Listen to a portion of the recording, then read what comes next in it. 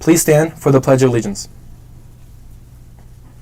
I pledge allegiance to the flag of the United States of America and to the republic for which it stands, one nation, under God, indivisible, with liberty and justice for all.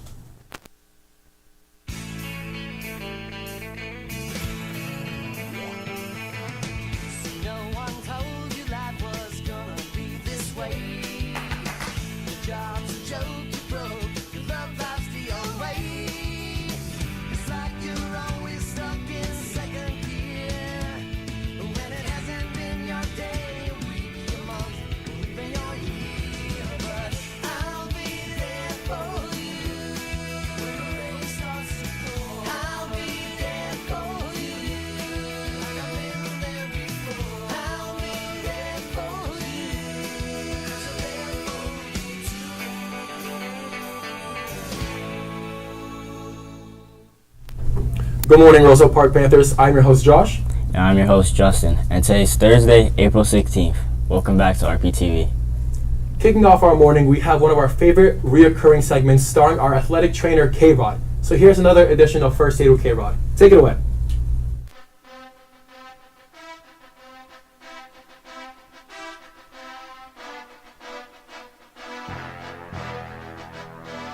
First Aid with KROD. First Aid with KROD. Welcome back, Mr. Kevin Rodriguez, KROD, your favorite athletic trainer. So today I wanted to go over something that I don't think I've gone over in at least a while, and it's this little red sort of first aid kit. If you look at it, it says bleeding control.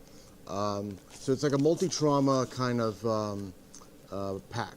And what it's for is for a bunch of traumatic injuries that involved, open wounds, how to stop certain bleeds and stuff like that.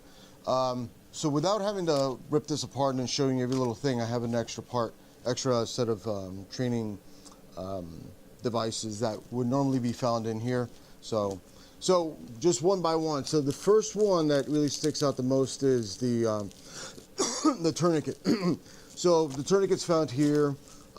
This also comes with a little marker, which I'll explain what it's for in a second. But the tourniquet is basically used to stop any kind of arterial bleeding to the arms and legs. This is something you can't use around the head or neck or torso. It's only for the arms and legs. And it's only really for bleeding that's uncontrollable, like an arterial bleed, which would be bright red and spurting blood.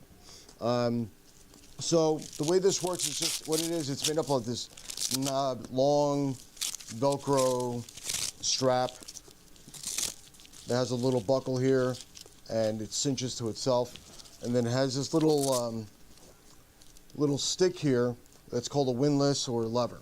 So what happens is that when someone's bleeding out from the arm or the leg, you just open this up like this, feed it through the arm or leg, and then you tighten up the strap, and you secure it to itself. And then you take the windlass, and then you just tighten it all the way to the point where the bleeding stops. So this has to be put. So if the bleeding's down here, you have to put the tourniquet 2 to 3 inches above the open wound. It can't be below, because then you're kind of defeating the purpose. 2 to 3 inches above the wound, and it can't be on the joint. So this is like slightly above my joint.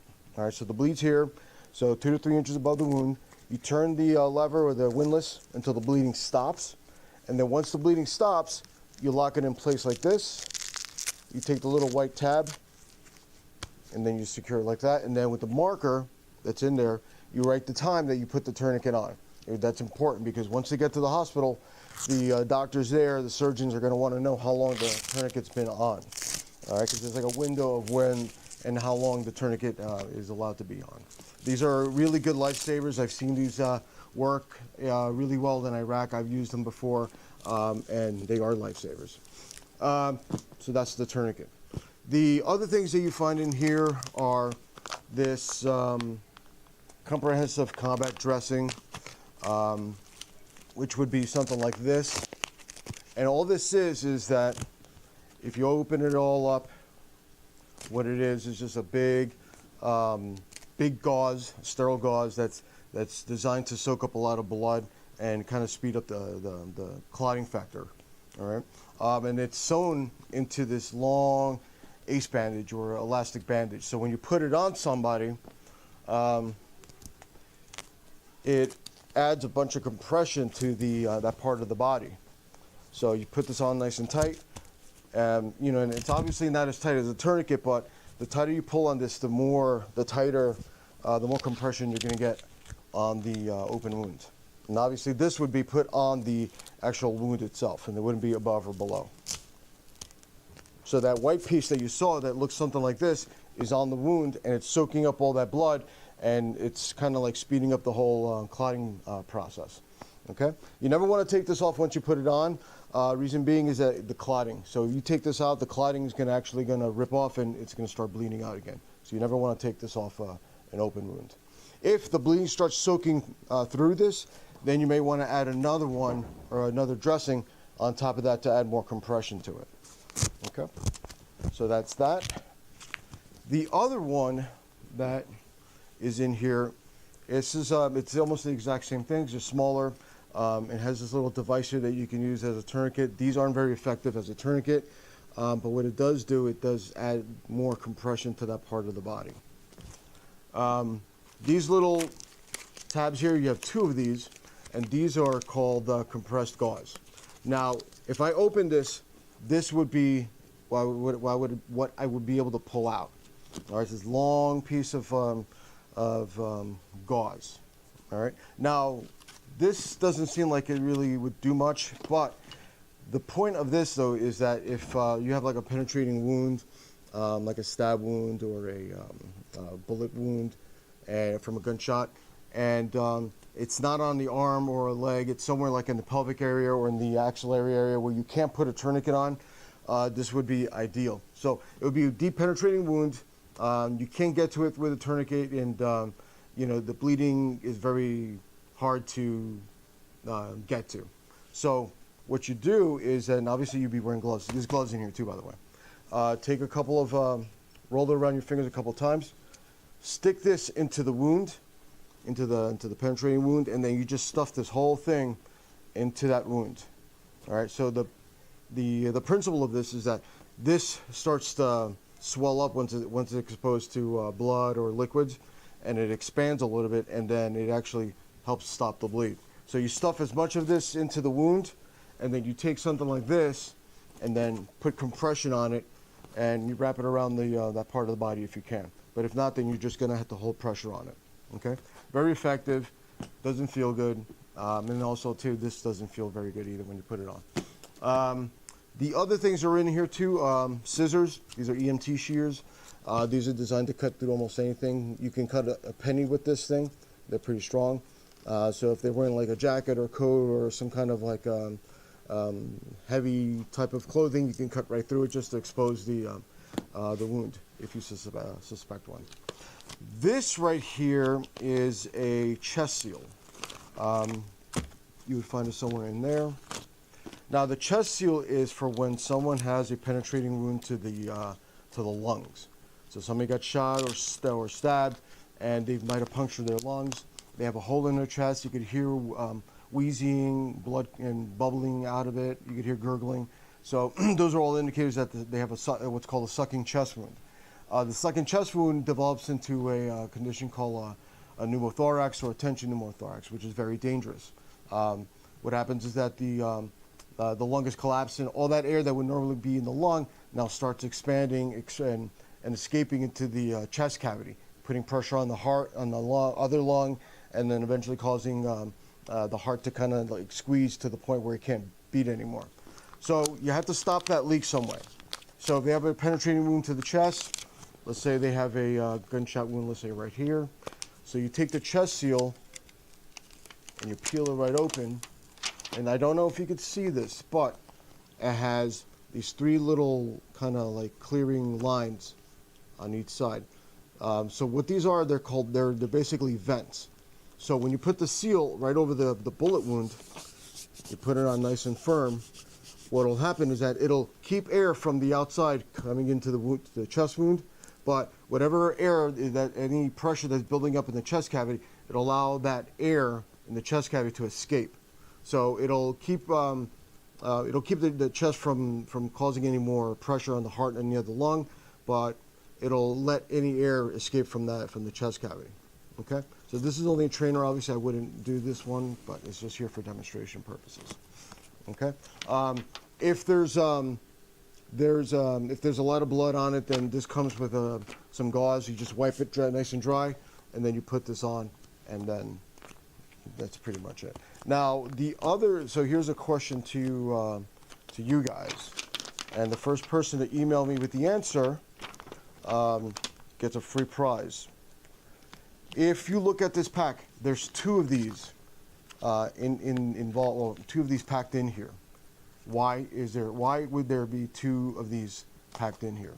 Give me the answer. Email me the answer, and I'll make sure you get a prize sometime before the end of the school year. What else is in here? That's pretty much it. Again, this isn't something that as students you guys would be expected to do or perform, but it's nice to know what's in here. It's nice to know where these things are located at around the school. They're usually found near where all the AEDs are in the building. If it's not sitting on top, it's usually inside the cabinet where the AEDs are. In case there's an event where we're in a lockdown situation and someone's hurt, it's good to know where these things are. So if a teacher sends you to go get it or whatever, then it's helpful to know. And this is not just for students, obviously it's for teachers as well. Okay? That's it, guys. Enjoy your day. Wow, that was an intense episode. It's always good to know what to do in an emergency. Switching gears, we want to congratulate two Panthers on winning the Scholastic Award for Photography, Senior Arcus and Junior Anna. RPtv reporter Carlos sat down and interviewed them about the process and the award. Let's check it out.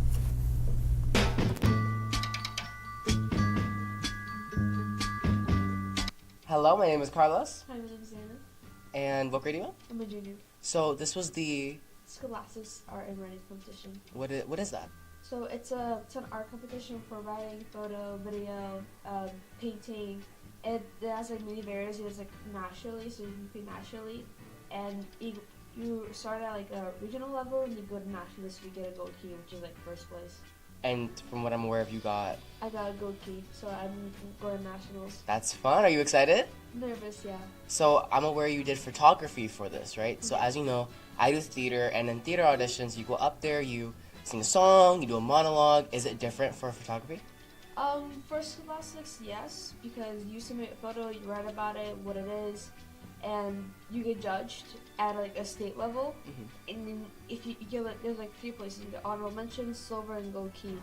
If you get like silver and gold key in honorable mention, that's like 3rd to 2nd place. Yeah. But like gold key is like what you always want to achieve. That's like you immediately go to nationals if you get that, because there's like a bunch of judges judging your photo. And it's especially hard to get first place in something like in arts in New Jersey. So that's what you want to always try to achieve, like first place, get like the best work out there. That's really impressive. Have you done a photography contest like this before? I've done teen arts for 2 years. Teen arts? What was that like? Oh, it's like nerve-wracking because you get judged on the spot. Like the judge, he like he's actually bring a photo where you need to improve, and like you just take it. It's nerve-wracking, but it's also good to know. So I'm guessing they're completely different? Yeah. How long have you been doing photography? Since freshman year. Why freshman year? Why so early? Because that's when I started with the camera. That's when I learned how to use a camera, and I was like, oh, I kind of like doing that stuff. So what do you want to do in the future? I want to use my skills that I have in photography and video, and maybe business and marketing. Have you ever thought about, is there a Scholastic or like something like Teen Arts for video, like filming? Teen Arts, I did video, and I'm doing it again this year too. Are you excited? Yeah. What is that like for you? Are you excited? Are you nervous? I'm nervous because I'm competing in photography and doing creative writing and doing a video. And the photography, the judge, he's okay, but like the video, like the judge for the video is like, he doesn't care if you don't hit your phones or not, but he's being like, sweet about it. He pushes you to be better. That's awesome.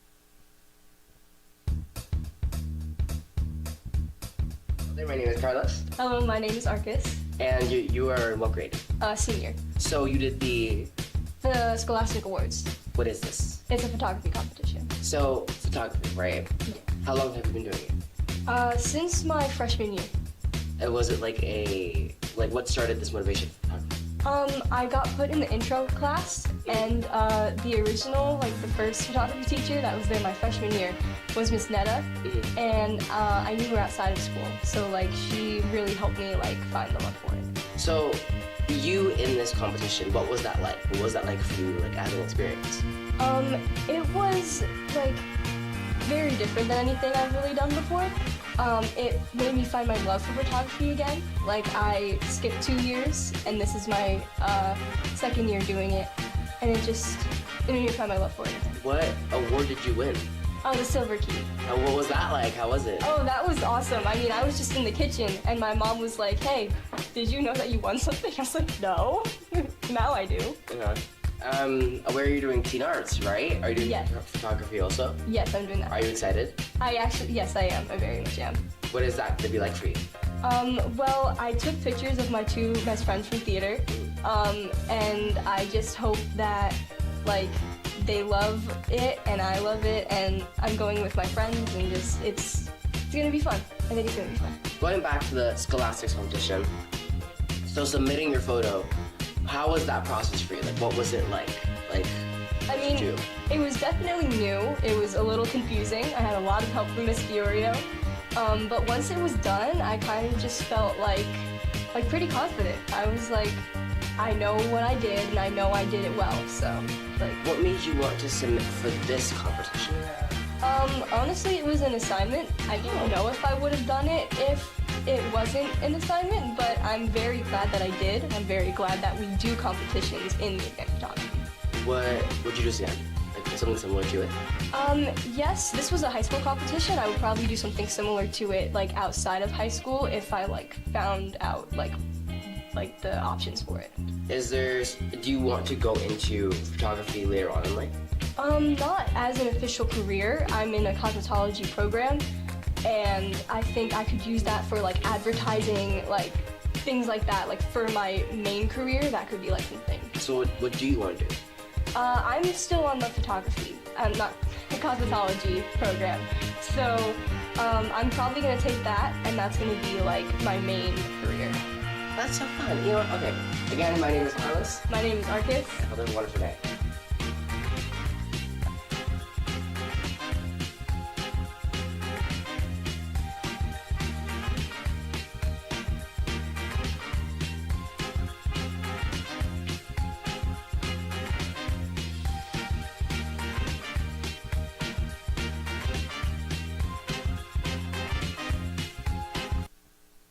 And Arcus, we are so proud of you. Keep up the good work.